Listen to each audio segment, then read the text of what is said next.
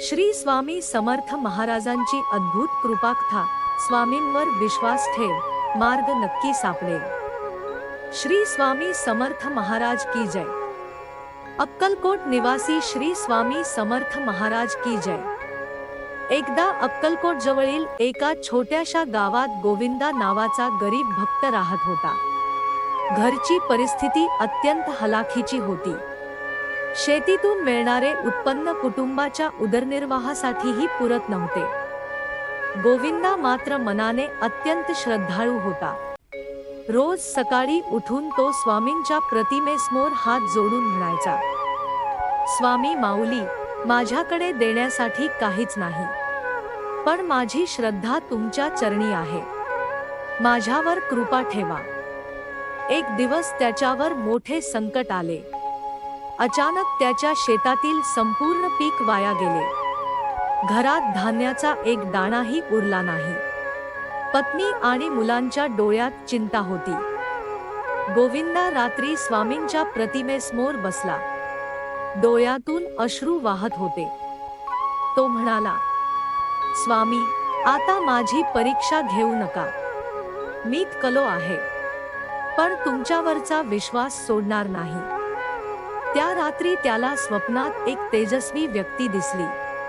आवाज आला, बाळा, उद्या सकाळी गावाबाहेरील जुन्या वडाच्या झाडाखाली जा, तिथे तुला जे मिळेल ते घेऊन घरी ये। गोविंदा सकाळी उठला। त्याने स्वप्न पत्नीला सांगितले। पत्नी म्हणाली, कदाचित स्वामींचा संकेत असेल, जा। गोविंदा वडाच्या झाडाखाली पोहोचला। तिथे एक वृद्ध साधू शांतपणे बसले होते। साधूंनी गोविंदाकडे पाहून हस्त विचारले, काय बाळा, एवढा चिंतेत का? गोविंदाने आपली सर्व परिस्थिती सांगितली।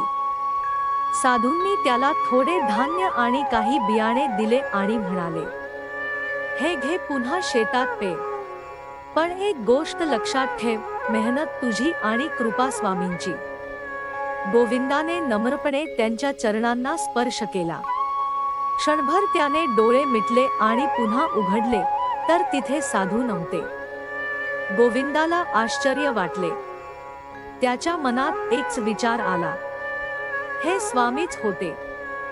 त्याने त्या बियाण्यांची पेरणी केली। काही दिवसांनी काळे ढग जमले। मुसळधार पाऊस झाला।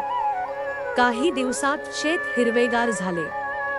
काही महिन्यांनी गोविंदाच्या शेतात भरघोस पीक आले। गोविंदाने पहिली पोती स्वामींच्या चरणी अर्पण केली। त्याच्या डोळ्यात अश्रू होते। तो म्हणाला, स्वामी, मी तुम्हाला शोधायला आलो नव्हतो, पण तुम्हीच माझ्याकडे आलात। माझ्या हातात काही नव्हते, पण तुमच्या कृपेने माझे आयुष्य पुन्हा उभे राहिले। त्या दिवसापासून गोविंदा रोज एक मंत्र म्हणू लागला, श्री स्वामी समर्थ, श्री स्वामी समर्थ, श्री स्वामी समर्थ।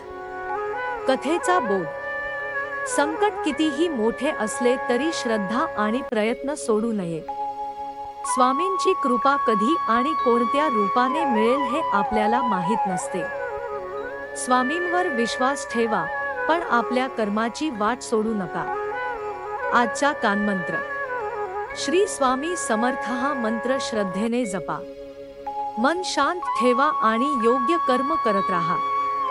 शेवटी एवढेच, जिथे माणसाची आशा संपते, तिथून स्वामींच्या कृपेची सुरुवात होऊ शकते। श्री स्वामी समर्थ महाराज की जय।